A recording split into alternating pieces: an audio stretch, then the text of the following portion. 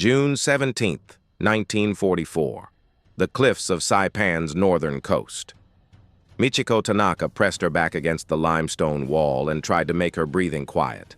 Around her, 32 women and 14 children huddled in the cave's darkness, their faces barely visible in the dim light filtering through the entrance. The air was thick with the smell of unwashed bodies, fear, and the copper tang of blood from wounds that had gone untreated for days.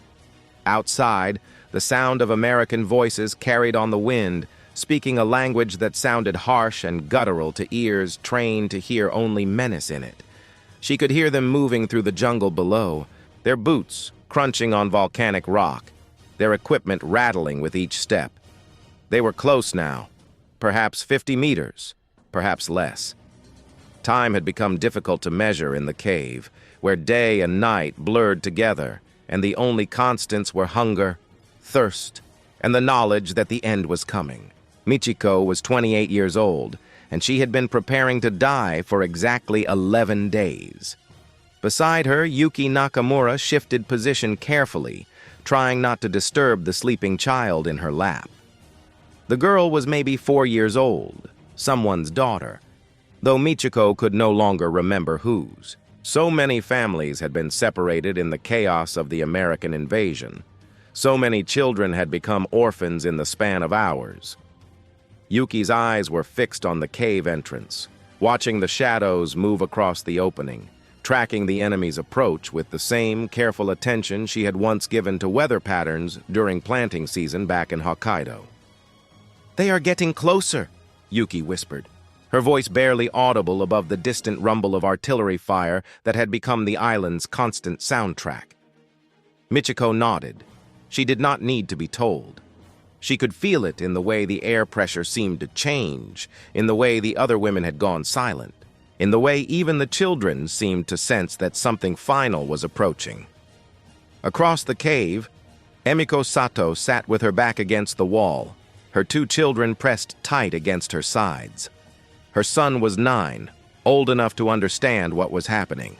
Her daughter was 6, young enough to still believe her mother could protect her from anything. Emiko's face was gaunt, her eyes hollow with exhaustion, and something deeper, something that looked like resignation mixed with a terrible, crushing guilt. For 3 days, Emiko had carried a grenade in her pocket, a Type 97 hand grenade, given to her by a retreating soldier who had looked her in the eyes and told her exactly what she needed to do when the Americans came. She had nodded. She had accepted it. She had understood. Better a quick death than what awaited them in American hands. This was what they all knew. This was what they had been taught in the weeks leading up to the invasion, when military authorities had gathered the civilian population and explained, with charts and photographs and eyewitness testimony, exactly what American soldiers did to captured women. The rape, the torture, the humiliation. The photographs had been grainy but clear enough. Women with their clothes torn. Women with bruises. Women with expressions of such profound suffering that Michiko had turned away, her stomach churning. "The Americans are not human," the officer had told them, his voice calm and factual, as if he were discussing crop yields or weather patterns. "They are beasts. They have no honor. They have no respect for our women, our children, our culture. To fall into their hands is worse than death. Far worse." And they had believed him. Why wouldn't they? He was an officer. He represented the emperor. He had no reason to lie. Now, as the American voices grew louder outside the cave, Michiko reached into the cloth bag at her side and withdrew the small bottle she had been carrying since the invasion began. Cyanide. Enough for herself and 3 others if they shared carefully. She had obtained it from a military pharmacist who had distributed such bottles to civilian women with the same efficiency he might have distributed aspirin or bandages.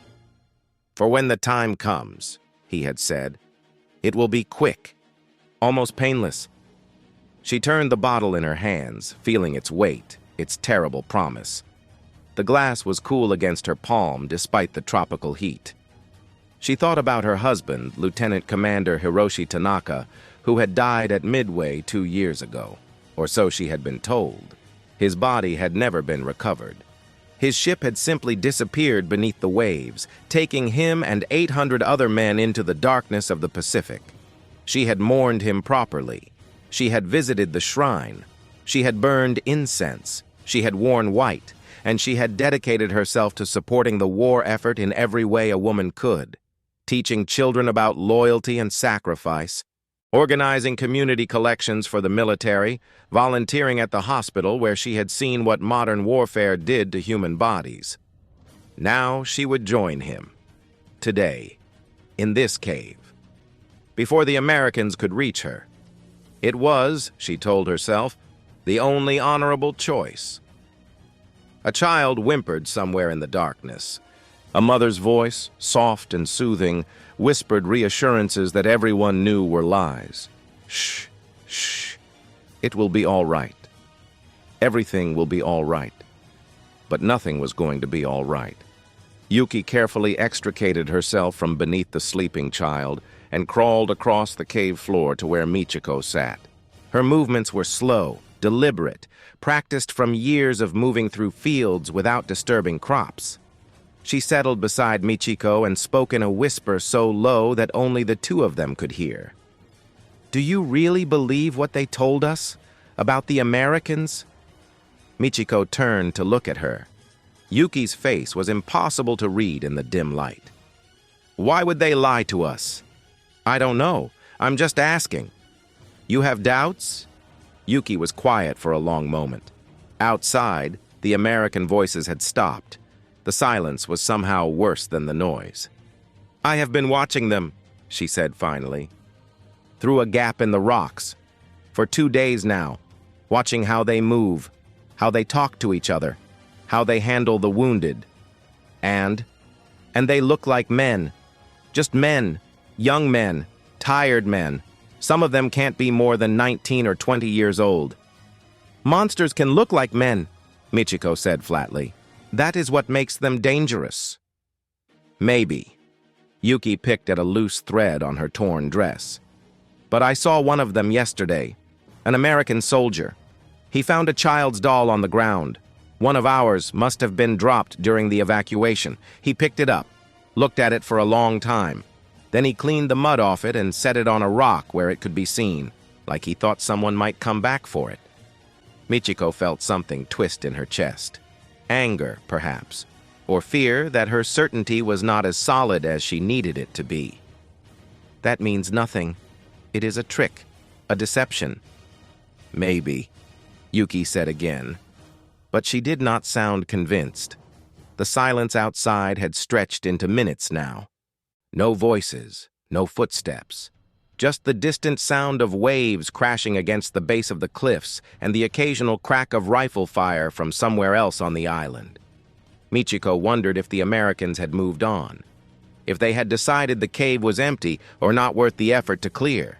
Then a voice spoke in Japanese, clear, loud, unmistakably American accented but comprehensible. "We know you are in there.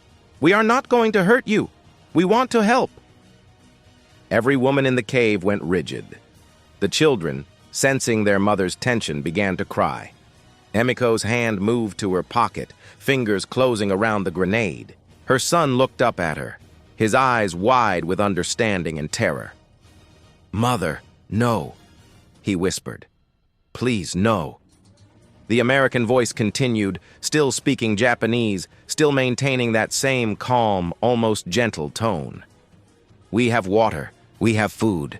We have medicine. If you are hurt, we can help you. If you are sick, we can treat you. Please come out. No one will harm you." Michiko's hand tightened around the cyanide bottle. This was it. This was the moment. The voice was a lie. The promises were deceptions. She knew this. She had been told this. She had to act now, before they were dragged out into the light and subjected to the horrors she had been promised would come. She uncorked the bottle.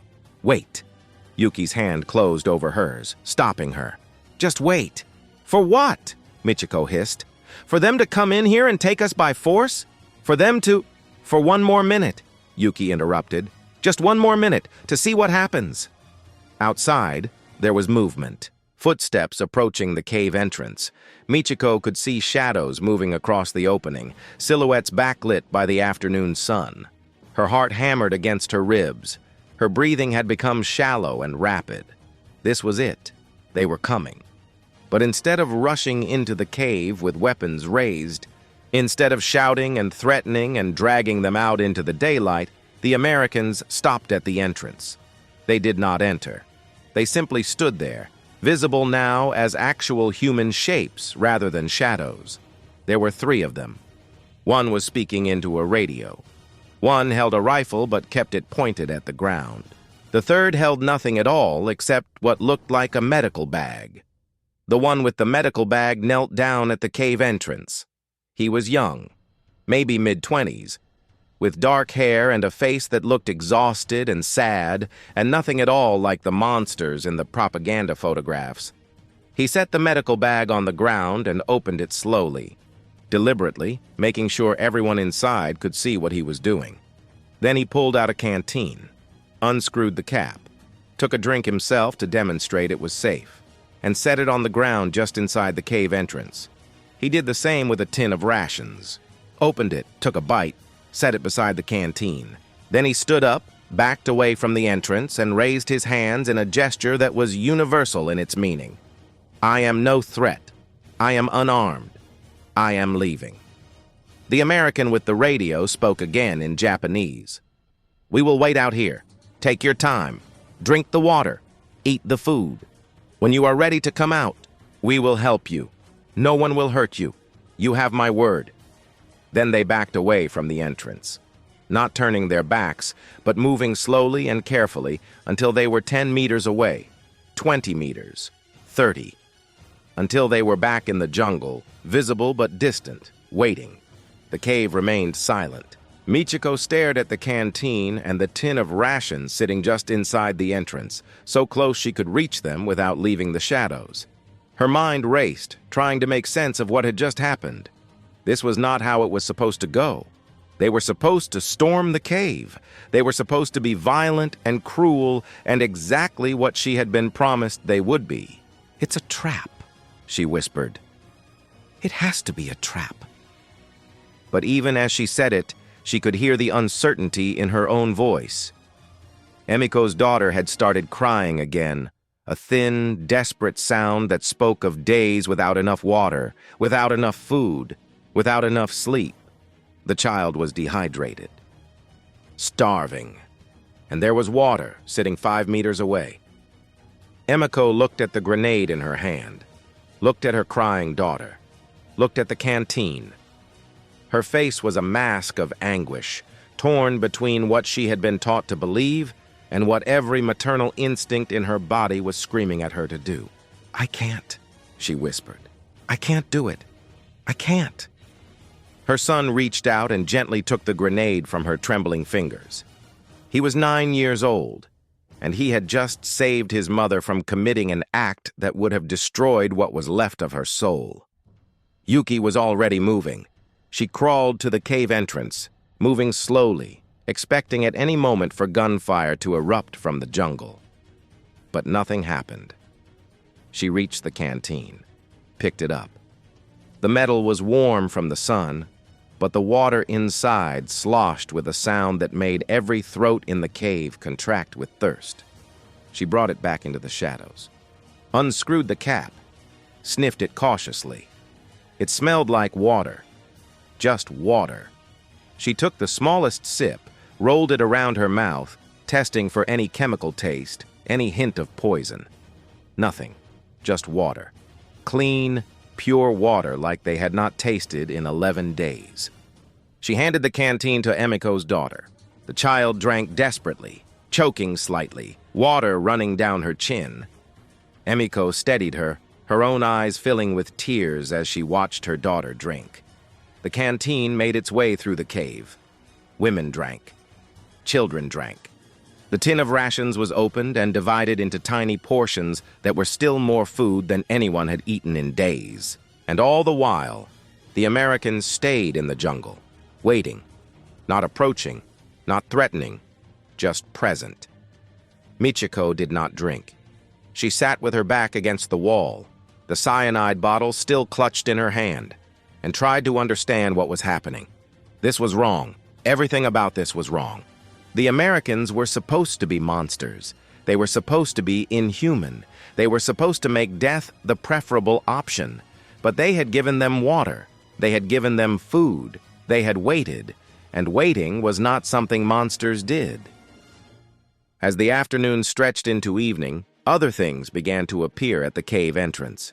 More canteens, more rations, a box of medical supplies, blankets, and with each delivery, the same ritual.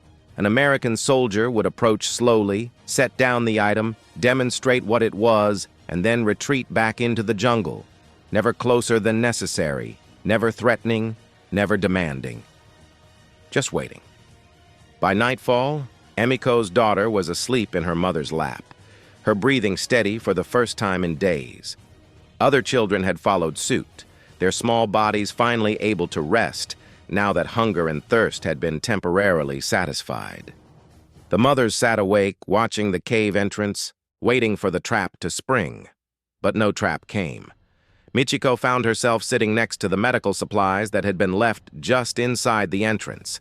She had been a teacher. She knew basic first aid. She could see that several of the children had infected wounds, cuts that had festered in the heat and humidity, becoming red and swollen and dangerous. Almost without thinking, she reached for the medical kit. Inside were bandages, antiseptic, antibiotic powder, scissors, tape. Everything was labeled in English, but the symbols were universal enough. Red Cross, medicine, help. She cleaned and bandaged a 3-year-old's infected knee while the child's mother watched with an expression that combined gratitude and complete bewilderment. Then she moved to the next child and the next, working through the night by the light filtering in from the American camp that had been set up in the jungle. Because that was what it was now, a camp, not an assault position, not a staging area for an attack.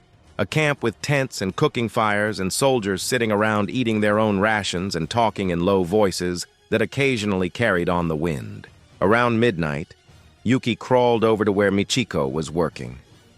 "There are at least 30 of them out there," she whispered. "Maybe more. They could rush us at any time. They could force us out. But they are not doing anything except waiting."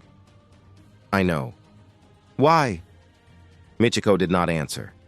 She did not have an answer. Nothing in her understanding of the enemy, nothing in the propaganda she had been taught, nothing in the stories she had heard could explain what was happening. As dawn approached, a new sound emerged from the American camp. Singing. Quiet at first, then growing louder as more voices joined in. The melody was unfamiliar, but the tone was unmistakable. Someone had a harmonica. Someone else had a guitar. They were singing the way soldiers have always sung when they are far from home and trying to remember that they are still human beings and not just instruments of war. One of the younger women in the cave began to cry. Not from fear this time, but from something else. Something that looked like grief, mixed with confusion, mixed with the terrible recognition that the world was not as simple as she had been told it was. By the time the sun rose fully on June 18, 1944, Michiko Tanaka was still alive. They were all still alive, and the Americans were still waiting. She looked down at the cyanide bottle in her hand. The bottle she had been ready to use. The bottle that would have ended her life and the lives of others because she had believed, with absolute certainty, that death was preferable to capture. But what if that certainty had been wrong? What if everything she had been taught was wrong? The question terrified her more than any American soldier could. Because monsters were easy to understand. Monsters were easy to fight. Monsters made martyrdom meaningful.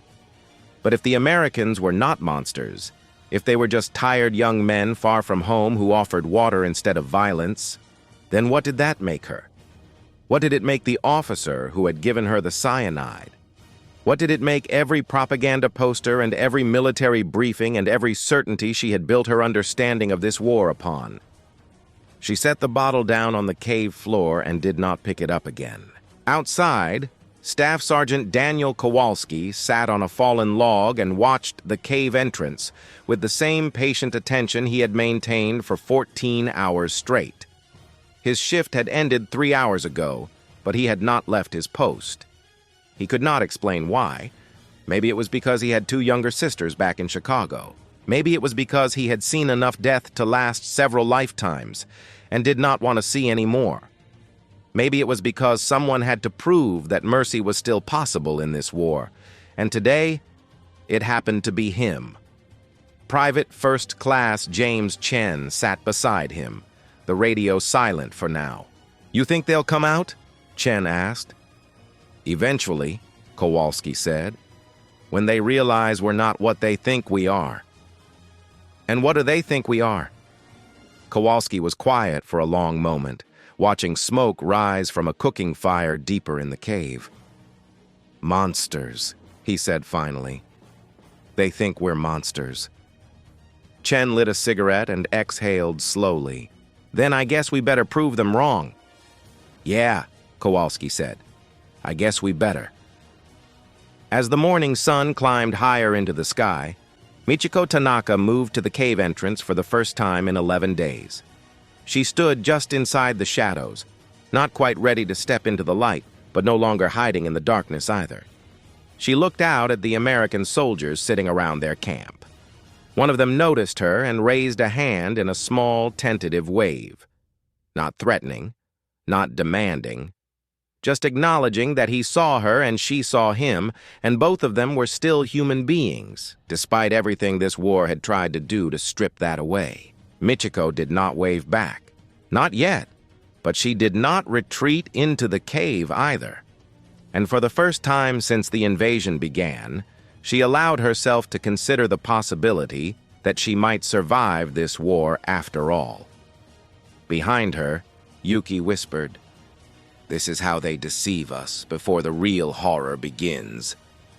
But in her voice, for the first time since Michiko had met her, there was doubt. Day 4 of captivity, June 21st, 1944. Michiko had stopped counting the hours and started counting the absences instead. 4 days without violence, 4 days without screaming, 4 days without any of the horrors she had been promised would come the moment they fell into American hands. The absence was louder than any sound, more present than any action, and it was slowly driving her mad with confusion. The detention camp had been established in a clearing 2 kilometers from the cliffs. It was not a cage. It was not a prison in any traditional sense. It was a collection of canvas tents arranged in neat rows, surrounded by a perimeter fence that looked more symbolic than functional. American soldiers stood guard, but they stood facing outward, not inward, as if they were protecting the women from something beyond the fence rather than preventing them from leaving, which made no sense. None of this made sense. Michiko sat on a wooden crate outside the tent she shared with 11 other women and watched the camp's morning routine unfold with the methodical precision she had once associated only with Japanese military efficiency. Breakfast was being prepared at the field kitchen. The smell of coffee drifted across the compound. Real coffee, not the burnt barley substitute they had been drinking for the past 2 years. There was bread baking. She could smell that too, and the scent made her mouth water despite her determination to maintain some semblance of dignity. Yuki emerged from the tent, her hair tied back with a strip of cloth torn from someone's dress. She had appointed herself the unofficial observer of everything, constantly watching, constantly noting details in the small notebook she had somehow managed to keep hidden during their time in the cave. She sat down beside Michiko without speaking, and together they watched the Americans go about their business. A young soldier was teaching a group of children how to play catch with a rubber ball. The children were hesitant at first, staying close to their mothers, but gradually they ventured closer, drawn by the simple appeal of a game. The soldier's face was patient, encouraging, nothing like the twisted mask of cruelty Michiko had expected to see on every American face. "I have been keeping track," Yuki said quietly, opening her notebook. 37 women and 19 children in this section of the camp. I think there are other sections, but I cannot see them from here. The Americans rotate their guards every 4 hours. They never enter our tents without asking permission first. They knock. Can you imagine? They knock on tent flaps like they are visiting someone's home.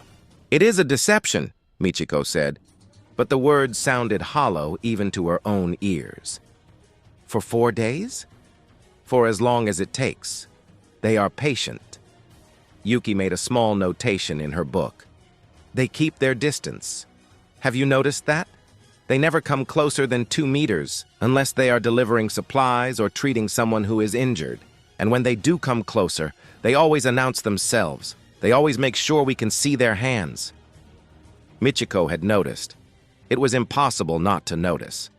The Americans moved through the camp like men walking through a temple, careful not to disturb anything, careful not to cause offense, careful in ways that contradicted everything she understood about victorious armies and defeated populations. Across the compound, Emiko was sitting with her children near the medical tent. Her daughter was having her infected arm re-bandaged by the same American medic who had left supplies at the cave entrance, Sergeant Kowalski.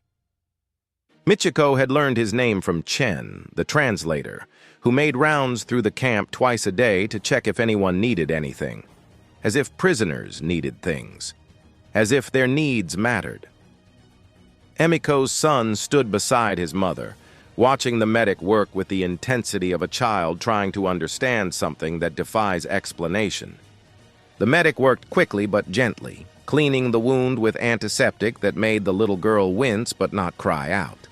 He talked to her the entire time, his voice low and calm, even though she could not understand his words. When he finished, he produced a small piece of hard candy from his pocket and held it out to her. The girl looked at her mother. Emiko looked at the candy, then at the medic, then back at her daughter. After a long moment, she nodded. The girl took the candy with trembling fingers. "Thank you," Emiko said in Japanese, the words barely audible. Kowalski smiled and said something in English. Chen, standing nearby, translated. "He says she is very brave. The wound is healing well. He will check it again tomorrow." Then Kowalski did something that made Michiko's breath catch in her throat. He stood up, took 3 deliberate steps backward, putting distance between himself and Emiko, and bowed. Not deeply, not formally, but a bow nonetheless. An acknowledgement of her dignity, a recognition of her humanity.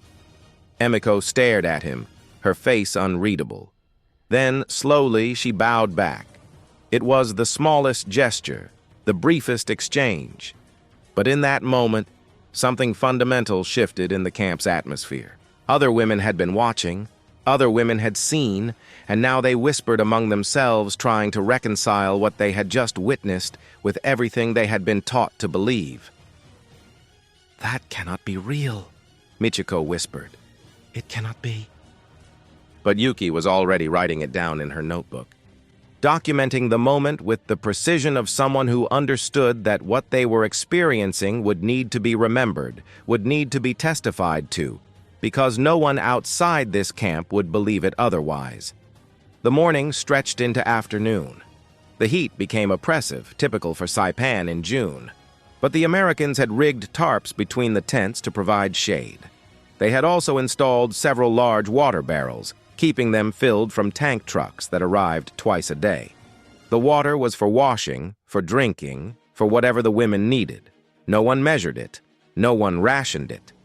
It was simply there, available, as if such abundance were normal. Michiko found herself drawn to the perimeter fence, not to test it, not to escape, but simply to observe what lay beyond. She could see other sections of the camp in the distance, more tents, more women and children, all arranged in the same careful configuration. Beyond that, she could see the ruins of Garapon, the town that had once housed most of Saipan's civilian population. The Americans had shelled it heavily during the invasion. Most of the buildings were gone, reduced to rubble and ash. But here, in this camp, everything was organized and functional. The contrast was jarring. A shadow fell across her.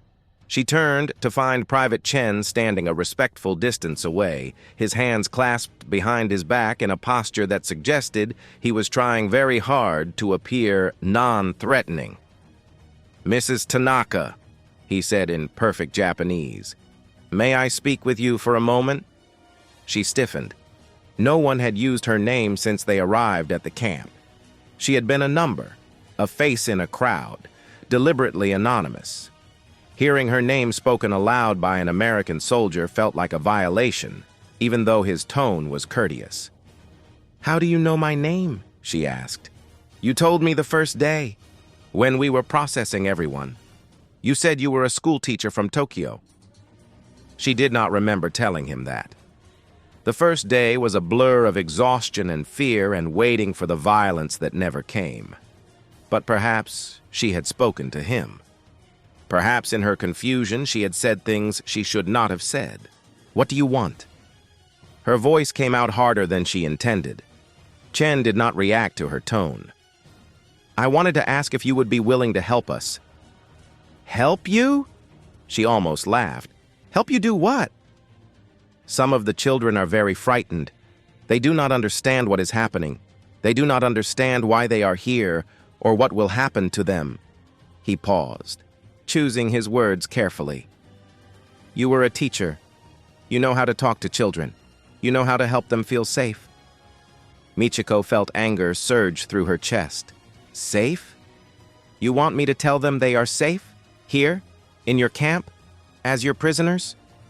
"Yes," Chen said simply, "because they are safe.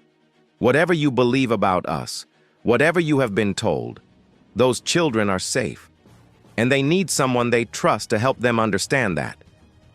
"I do not trust you." "I know. But the children trust you. I have seen them watching you, looking to you for guidance. You have influence here, Mrs.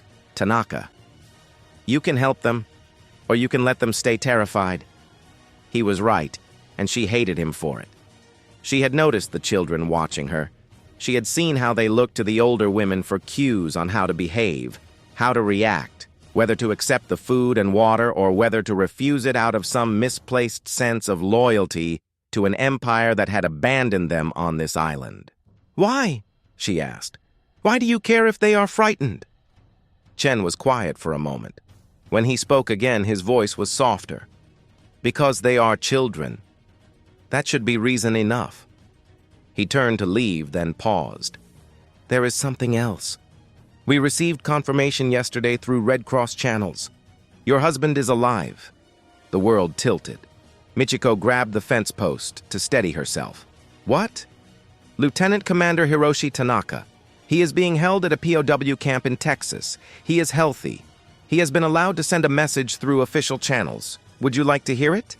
She could not speak, could not breathe. For 2 years, she had mourned him. For 2 years, she had believed he was dead, swallowed by the Pacific, his body never to be recovered.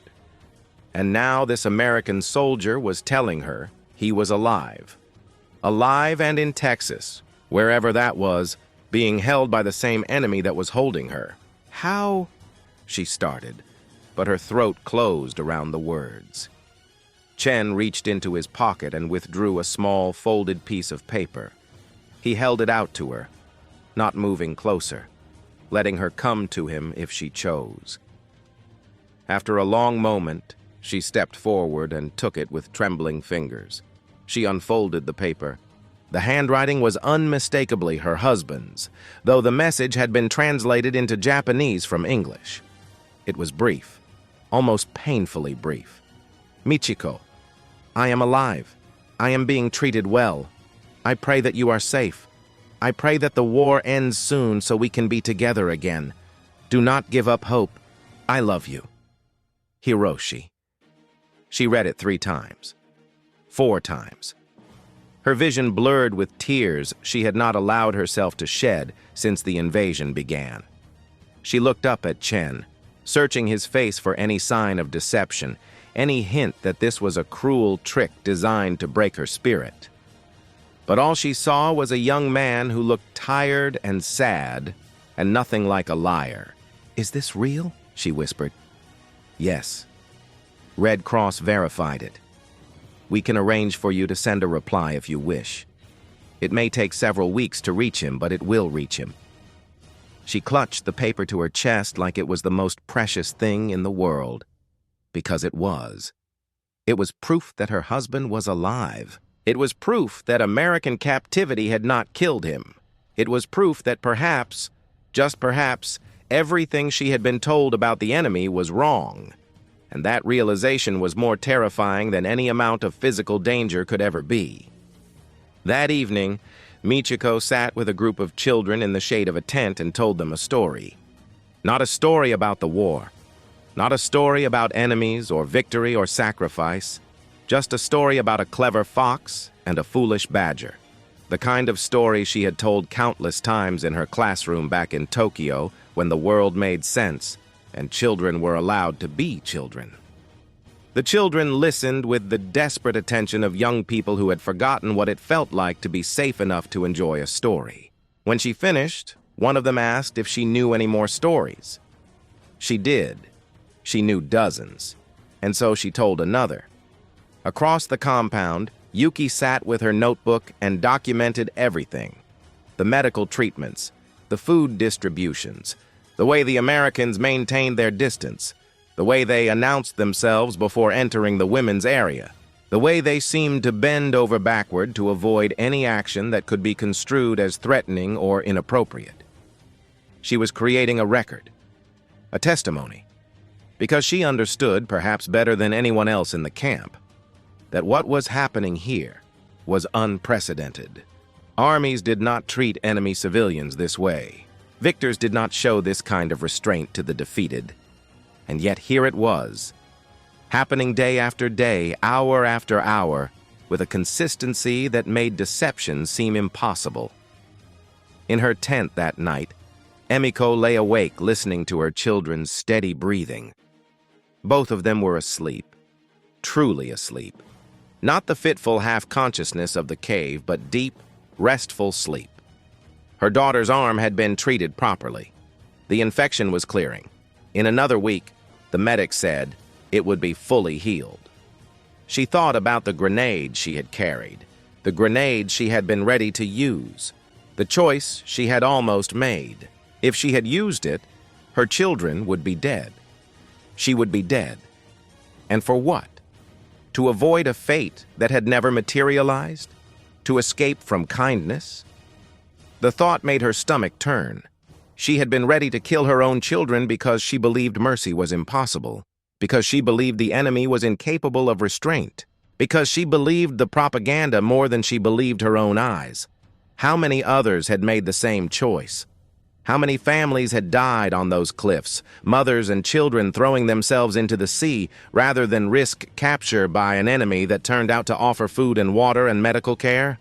The grief hit her like a physical blow. She turned her face into her pillow and wept silently, mourning all the deaths that had been unnecessary, all the families that had destroyed themselves to avoid a horror that existed only in their imaginations, fed by lies told by their own leaders. By the end of the first week, a routine had been established. Morning came with breakfast. Afternoons brought medical rounds. Evenings brought rest. The Americans maintained their careful distance, their deliberate protocols, their consistent restraint. And slowly, gradually, the women began to relax their guard. Not completely, not foolishly, but enough to accept food without suspecting poison. Enough to allow their children to play, enough to sleep through the night without expecting violence to erupt at any moment. Michiko still did not trust the Americans, but she was beginning to trust that they were following some set of rules that prevented them from doing what she had been promised they would do. Whether those rules would hold indefinitely, she did not know. Whether this restraint would last once they were no longer useful as propaganda tools or bargaining chips, she could not say. But for now, in this moment, they were being treated with a dignity she had not expected and did not entirely understand. Late one night, unable to sleep, Michiko walked through the camp. The guards saw her but did not challenge her, did not order her back to her tent. They simply watched, making sure she was not in distress, then returned their attention to the perimeter. She found herself near the medical tent where a light still burned. Through the open flap, she could see Sergeant Kowalski sitting at a folding table, writing in a journal. His face was deeply lined with exhaustion, and there was something in his expression that reminded her of her husband's face in the weeks before he shipped out to Midway. The look of a man carrying weight he could not put down. He looked up and saw her watching. For a moment, they simply looked at each other across the distance that separated them. Two people on opposite sides of a war, each trying to understand how they had ended up here, in this place, at this moment. Then Kowalski did something unexpected. He pressed his hand to his chest, over his heart, and nodded to her. Not a bow, not a salute, just an acknowledgement, human to human. Michiko did not return the gesture, not yet, but she did not look away either. She returned to her tent and lay down on her cot, staring at the canvas ceiling. In her hand was the letter from her husband, now creased and worn from being read so many times. He was alive. He was being treated well. He had not been tortured or starved or executed. The Americans were holding him the same way they were holding her, with restraint, with rules, with something that looked disturbingly like compassion. Beside her, Yuki whispered into the darkness. "I heard two soldiers talking today, outside the fence. One of them said his sister is my age. He said he cannot stop thinking about that." Michiko closed her eyes. "What did the other one say?" "He said, 'Then don't.'" For a long time, neither of them spoke. Then Michiko whispered the question that had been haunting her since the day they emerged from the cave. "What if we were wrong? About everything?" Yuki did not answer. She did not need to. They both knew that the question itself was answer enough. The absence of violence was louder than any scream. The restraint was more devastating than any brutality. And the mercy they were receiving was forcing them to confront something far more difficult than physical suffering. They were being forced to question everything they believed about enemies, about honor, about the nature of the war itself. And that cognitive rupture, that slow collapse of certainty, was proving to be the most powerful weapon the Americans possessed. For the first time since capture, Michiko cried. Not from fear, not from pain, but from the terrible understanding that everything she had been willing to die for might have been built on lies. Week 3 of captivity, July 8th, 1944. The morning Michiko finally broke, the sky was the kind of blue that made you forget there was a war happening at all. She stood at the perimeter fence watching the sunrise paint the horizon in shades of gold and pink, and she realized, with a clarity that felt like falling, that she could no longer remember why she had been so certain that death was preferable to this. Behind her, the camp was waking up. Children's laughter drifted across the compound. Actual laughter, the kind that came from playing rather than nervous energy or fear. Emiko's daughter was among them, her arm fully healed now, chasing a butterfly between the tents while her brother tried to catch it in a jar that one of the American soldiers had given him.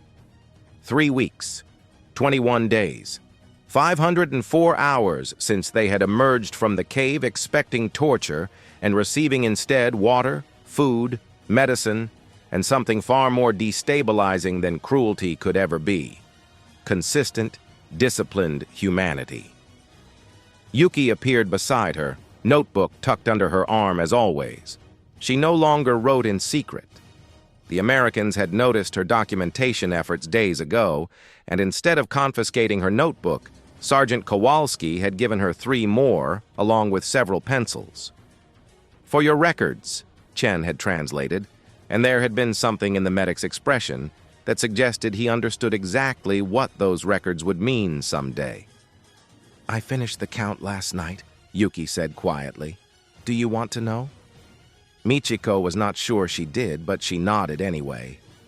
147 women and 63 children in this section of the camp, Not a single one has been assaulted. Not one has been beaten. Not one has been denied medical care or adequate food or basic dignity. Yuki's voice was flat, clinical, but Michiko could hear the tremor underneath. In 3 weeks, the only violence that has occurred was when one of the women tried to hurt herself, and the Americans stopped her. They stopped her, Michiko. They put her under medical supervision. They are treating her mental state as seriously as they treat physical wounds. I know. Do you?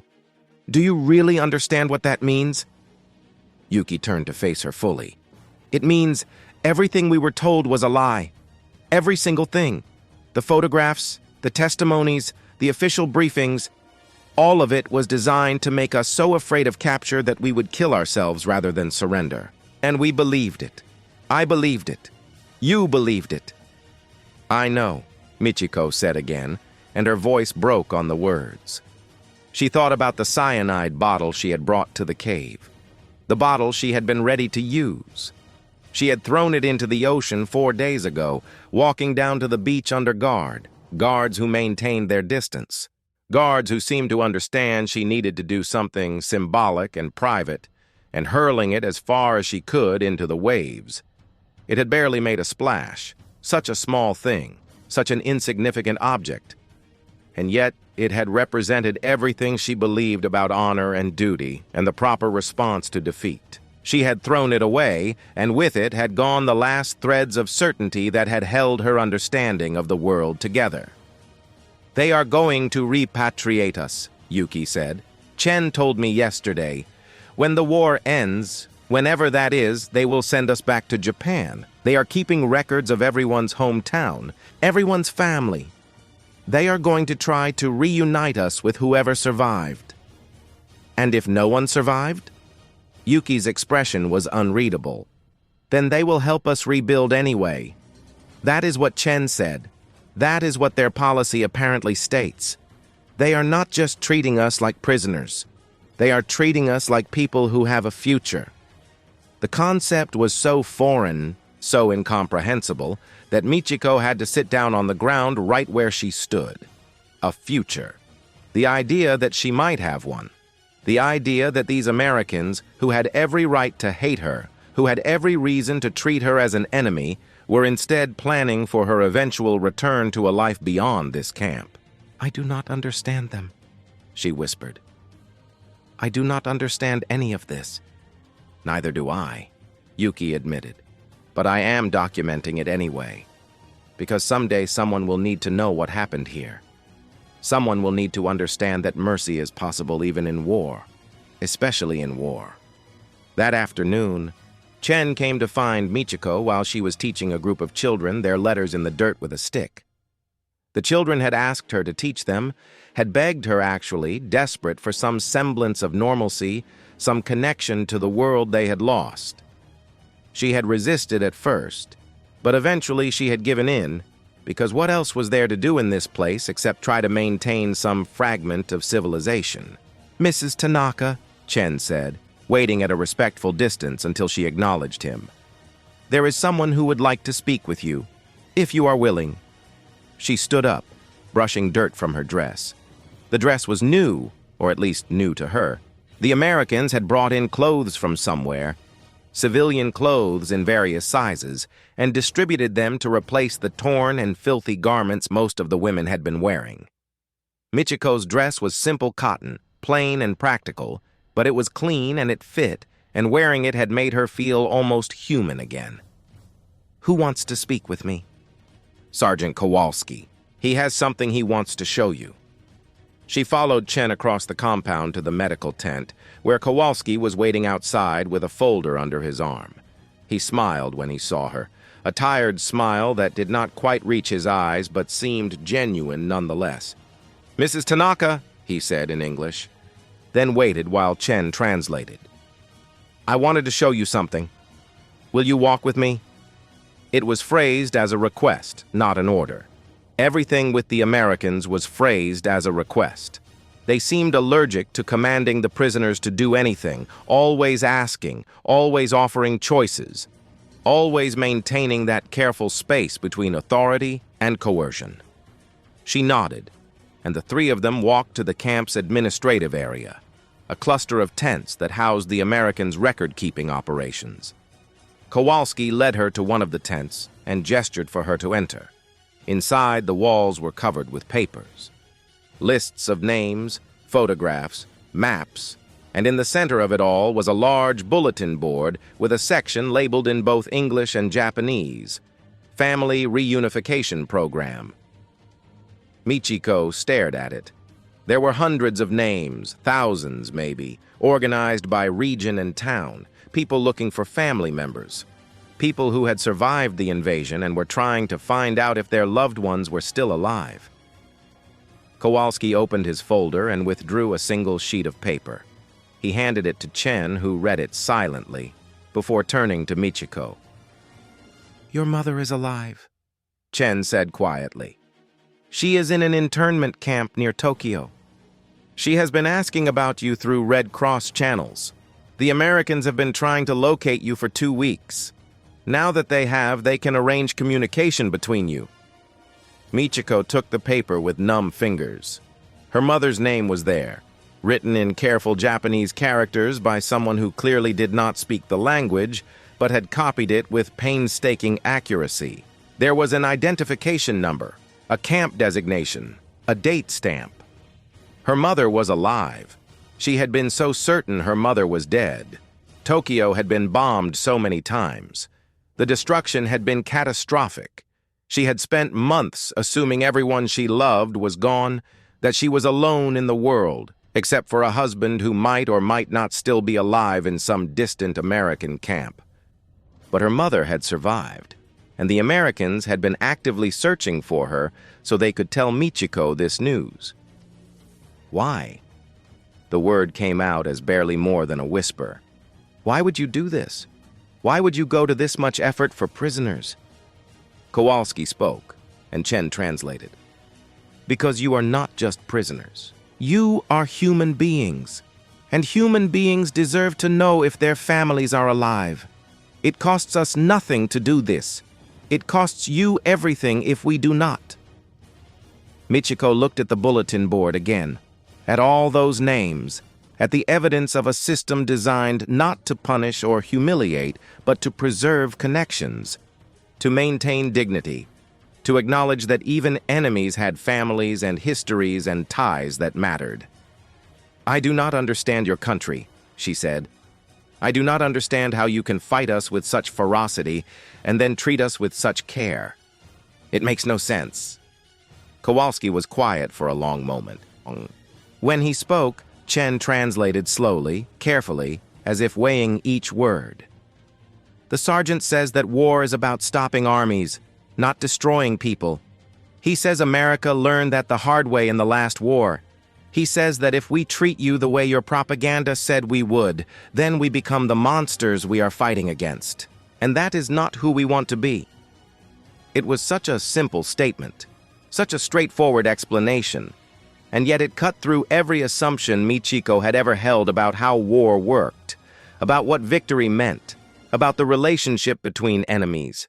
She thought about the officer who had given her the cyanide, the officer who had shown her photographs of brutalized women and told her this was what awaited her in American hands. Had he believed his own lies? Or had he known he was condemning them to death based on fabrications? She would never know. That officer was dead now, killed in the first days of the invasion. But his lies had lived on, had shaped decisions, had driven people to cliffs and caves with grenades and poison because they believed there was no alternative. How many had died believing those lies? How many families had destroyed themselves rather than face an enemy that turned out to offer cookies to children and medical care to the wounded and family reunification programs to prisoners? The rage that surged through her was so sudden and so intense that she had to grip the edge of a table to keep herself steady. Not rage at the Americans.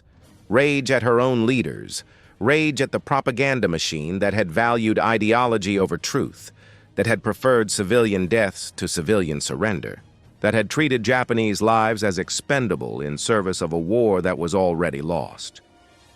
"Mrs. Tanaka?" Chen's voice was concerned. "Are you all right?"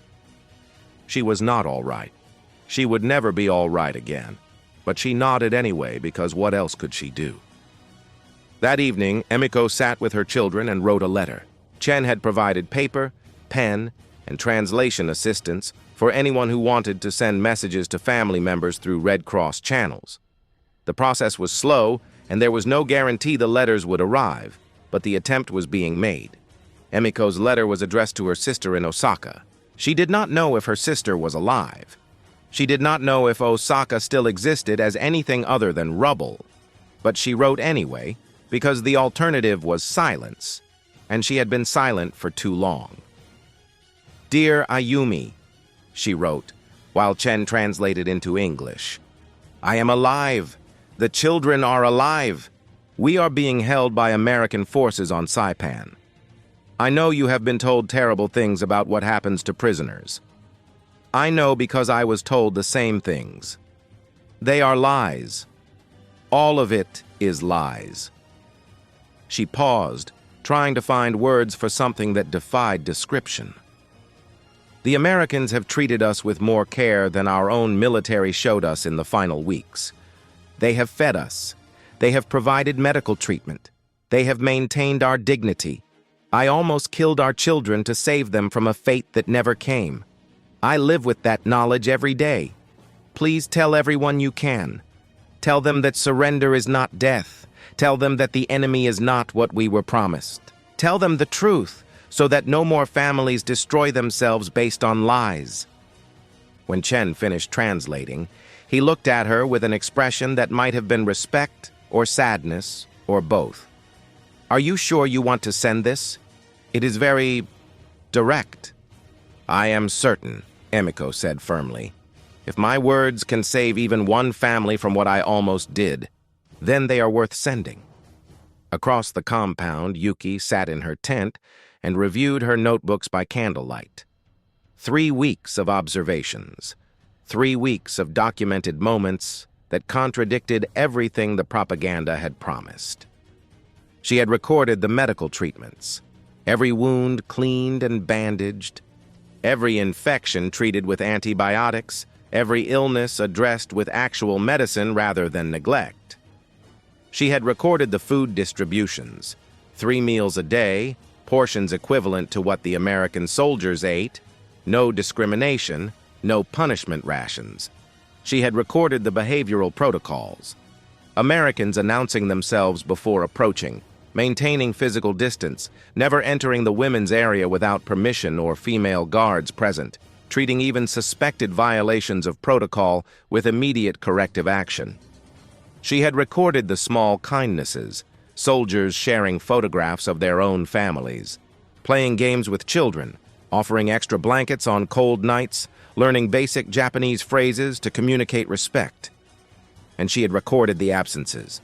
No sexual violence, no beatings, no torture, no executions, no forced labor, no starvation, no deliberate humiliation. The absence of horrors was itself a kind of presence. It filled every page of her notebooks with evidence that mercy was possible, that restraint could be maintained, that even in war there were rules that some armies followed.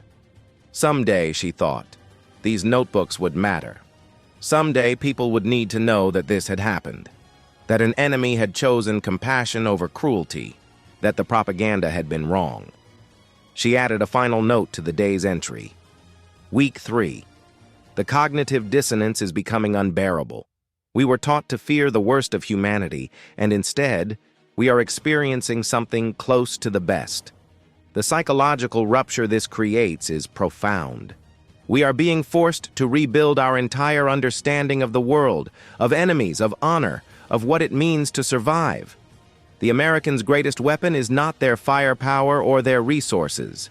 It is their restraint. And that restraint is destroying our ideology more effectively than any brutality ever could. On July 15, 1944, Captain Robert Morrison visited the camp for an inspection. He was the senior officer responsible for civilian detention operations in this sector, and his presence usually meant policy changes or administrative updates. But today he came with news. He gathered the camp's leadership, Kowalski, Chen, and several other key personnel, and informed them that orders had come down from Theater Command. Civilian prisoners were to be treated with maximum consideration, consistent with security requirements. Any violations of the Geneva Conventions or basic human rights protocols would result in immediate disciplinary action. The policy was explicit. American forces would not become the enemy their propaganda had described. "This is not just about law," Morrison told his assembled staff. "This is about who we are. These women and children are not our enemies. They are victims of a war they did not start and could not control. Our job is to keep them safe, keep them healthy, and eventually return them to whatever is left of their homes. Anything less is unacceptable." Kowalski listened to this speech and thought about Michiko, about the way she still flinched sometimes when soldiers approached too quickly, about the careful distance she maintained even as she began to trust that no harm would come to her. After the meeting, he found her near the medical tent, organizing supplies with the methodical precision of someone who needed to keep her hands busy. "Mrs. Tanaka," he said, waiting for Chen to translate, "I wanted you to know something. What we are doing here, the way we are treating you and the others, this is not temporary. This is not going to change. These are our orders. This is our policy. And more than that, this is who we are." Michiko looked at him for a long moment. Then she said something in Japanese that Chen translated carefully. "She says she is beginning to believe you. She says that is the most frightening thing that has happened to her since the invasion began." Kowalski nodded slowly. "I understand. It is frightening when the world is not what you thought it was. But maybe that fear is the beginning of something better." The weeks continued. July became August. The war ground on. News filtered into the camp about battles in the Philippines, about continued American advances across the Pacific, about German defeats in Europe. The war was not over, but its outcome was becoming clear. And in the camp, life continued with its strange hybrid of imprisonment and care. Children attended makeshift schools. Women organized work groups to maintain the camp's cleanliness. Medical care continued. Food arrived on schedule. Letters went out through Red Cross channels, and occasionally letters came back. Michiko received 2 more messages from her husband. Both confirmed he was healthy, both expressed hope for reunion, both carried the weight of a man trying to maintain dignity in captivity while reassuring his wife that the same dignity was being afforded to him. She wrote back each time, her letters growing longer and more detailed as she tried to explain what was happening in her camp, what she was learning, how her understanding of the enemy had been completely overturned. In September, she received a reply that changed everything. Hiroshi wrote, "Your letters have been the most important documents I have read in this entire war. Not because they tell me you are safe, though that means everything, but because they tell me that what we are experiencing is not unique. The Americans are treating their prisoners with consistency. They have rules, and they follow them. I have been trying to understand why, and I think I finally do. They believe that how they treat us will determine what kind of country they become after this war ends. They are fighting not just for victory, but for the right to claim they fought honorably. It is a strange concept to me, but I think it is the key to understanding them." Michiko read this letter a dozen times. Her husband, an officer trained in the traditions of Japanese military honor, was writing about American honor. And he was doing so not with mockery or disbelief, but with something that looked like respect. The ideological rupture was complete. On October 3, 1944, Michiko did something she had sworn she would never do. She volunteered to work in the camp's administrative office, helping to organize the family reunification program. It meant working alongside American personnel. It meant actively cooperating with the enemy. But the enemy had become something different now. Not friends, not allies, but people who were trying to do something good in the middle of something terrible. Chen was surprised but pleased when she approached him with the offer. "Are you sure?" You do not have to do this." "I know," she said, "but I can read English well enough to match names and locations, and I can write in Japanese better than most of your translators. If I can help reunite even one family, then perhaps some good can come from all this." She started the next day. The work was tedious and emotionally exhausting, reading through lists of the missing, the dead, the displaced, but it was also meaningful in a way that nothing else in the camp had been. She was helping people find each other in the chaos of war. One afternoon, she helped identify a woman's daughter in another camp. The reunion happened 2 weeks later, mother and child brought together through a system designed by the enemy to preserve families rather than destroy them. The mother thanked her with tears streaming down her face, and Michiko realized that this small act of connection, this preservation of human bonds, was more valuable than any ideology she had ever believed in. By December 1944, the camp had been in operation for 6 months. The routine was so established, so normal, that it was easy to forget they were prisoners at all. Easy, but not entirely possible, because the barbed wire was still there, and the guards still watched, and the war still raged beyond the perimeter. But inside the fence, something unexpected had grown. Not friendship exactly, not trust in the way people usually meant it, but a mutual recognition of shared humanity, an understanding that circumstances had made them adversaries but did not need to make them enemies. Emiko's children played with American soldiers who showed them card tricks and taught them English phrases. Yuki's notebooks had become a comprehensive archive of how institutional compassion could function even in captivity. And Michiko had helped reunite 47 families, working alongside the Americans who had once been the monsters of her nightmares. On Christmas Day, the Americans brought gifts for the children: small toys, candy, picture books. It was a Christian holiday that meant nothing to the Japanese prisoners, but the gesture itself meant everything. Michiko watched Emiko's daughter receive a doll with careful, wondering hands. She watched the child hug it to her chest and smile with unguarded joy. And she thought about how close that child had come to dying in a cave because her mother had believed mercy was impossible. That night, she wrote in a journal of her own, a new habit she had picked up from watching Yuki. "Today I understood something important," she wrote. "The Americans' restraint has been more devastating to our ideology than any cruelty could have been. Cruelty we were prepared for. Cruelty would have confirmed everything we believed, but kindness, consistent, disciplined, institutional kindness, that has destroyed everything we thought we knew about enemies and honor and the nature of war itself. I came here prepared to die. I stayed here learning to live. And that transformation, from seeing death as honorable to embracing survival as valuable, has been the most profound education of my life. The war will end eventually. We will go home to whatever remains of Japan. But we will carry this experience with us, this knowledge that mercy is possible, that restraint is powerful, that even enemies can treat each other with dignity. I do not know what kind of world will exist after this war, but I know what kind of world I want to build. One where the lessons of this camp, the lessons of restraint, of care, of maintained humanity, are not forgotten."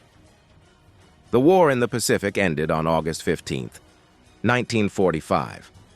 Emperor Hirohito announced Japan's surrender in a radio broadcast that most of the camp's prisoners heard through speakers the Americans had set up. The reaction was complex: grief for what had been lost, relief that the killing would stop, fear about what came next, and underneath it all, a strange gratitude that they had survived to see this day. The Americans maintained the same protocols right up until the end. No celebration in front of the prisoners, no gloating, no relaxation of the careful distance and respect that had defined the camp's operation for over a year. Repatriation began in October. Michiko was among the first group scheduled to return to Japan. The night before her departure, she walked through the camp one final time, saying goodbye to the women she had lived with, worked with, survived with. She found Sergeant Kowalski in the medical tent, organizing supplies for the next group of returning prisoners. "I wanted to thank you," she said in English. She had learned enough over the months to communicate basic thoughts. "For everything." Kowalski looked up, surprised to hear her speak his language. "You do not need to thank me. We were just doing our jobs." "No," she said firmly. "You were doing more than that. You were proving that humanity survives even in war. That restraint is possible. That mercy is powerful." She reached into her pocket and withdrew a small folded paper. "I wrote this for you. For all of you. I hope someday you understand what it meant to us." He took the paper and unfolded it. It was written in both Japanese and careful English, and it said simply, "You were the enemy. You became proof that enemies can be human. Thank you for showing us that death was not the only honorable choice. Thank you for teaching us that survival has its own courage. Thank you for treating us like people who deserved a future." Kowalski read it twice. When he looked up, his eyes were wet. "I hope you find your husband," he said. "I hope Japan rebuilds into something better than what the war destroyed. And I hope you remember that what happened here was not an accident. It was a choice. We chose to treat you with dignity. Remember that choices like that are always possible." Michiko bowed deeply. "I will remember. I promise I will remember."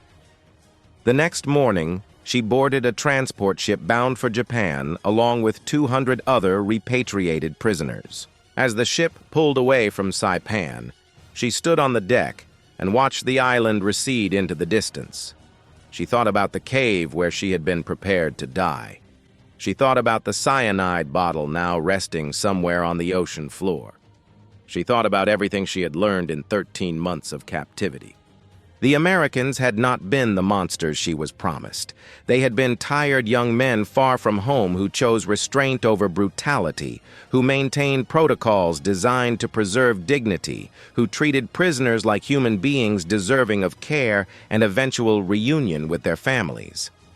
That choice, that deliberate, consistent, institutional choice, had destroyed her ideology more completely than any defeat in battle ever could. And now she was going home to a defeated nation, carrying with her the knowledge that mercy was possible, that restraint was powerful, and that the way we treat our enemies defines us more than the way we treat our allies. She reached into her bag and touched Yuki's notebooks. The young woman had given them to her for safekeeping, trusting that Michiko would find a way to share their testimony with the world. "Tell them what happened here," Yuki had said at their goodbye. "Tell them that propaganda dies in the face of consistent kindness. Tell them that restraint is the most powerful weapon of all." Michiko would tell them. She would spend the rest of her life telling them. Because some stories are too important to forget. Because some lessons have to be remembered. Because the world needs to know that even in war, even between enemies, humanity can survive if people choose to preserve it. She had been prepared to die, but she had learned to live instead. And that, in the end, was the most powerful form of resistance she could have offered.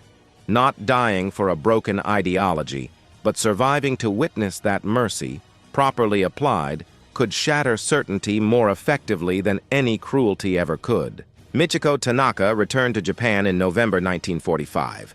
She was reunited with her husband in March 1946 and her mother in April of that year. She resumed teaching in 1948 and spent the next 4 decades educating Japanese students about the war, with a focus on the importance of questioning propaganda and valuing human life above nationalist ideology. Yuki Nakamura's notebooks were published in 1963 as Documents from Saipan, a record of unexpected mercy. The book became required reading in several university courses on wartime ethics and the treatment of civilian prisoners. Emiko Sato's children grew up in post-war Japan, both becoming teachers themselves. Her daughter, in particular, dedicated her career to peace education, often citing her mother's near decision in the cave as the founding moment of her commitment to teaching children about the value of life over honor-driven death. Staff Sergeant Daniel Kowalski returned to Chicago after the war and worked as a nurse until his retirement in 1982. He rarely spoke about his time on Saipan, but he kept Michiko's letter in his wallet until the day he died.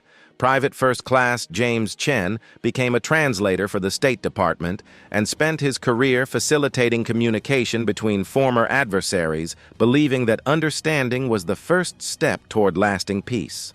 The detention camp on Saipan was dismantled in 1946. Nothing remains of it today except photographs in military archives and the testimonies of those who lived there, prisoners and guards alike, all agreeing on one fundamental truth. Restraint is more powerful than cruelty. Mercy is more devastating than brutality. And the way we treat our enemies in their most vulnerable moments defines what kind of people we become when the war finally ends.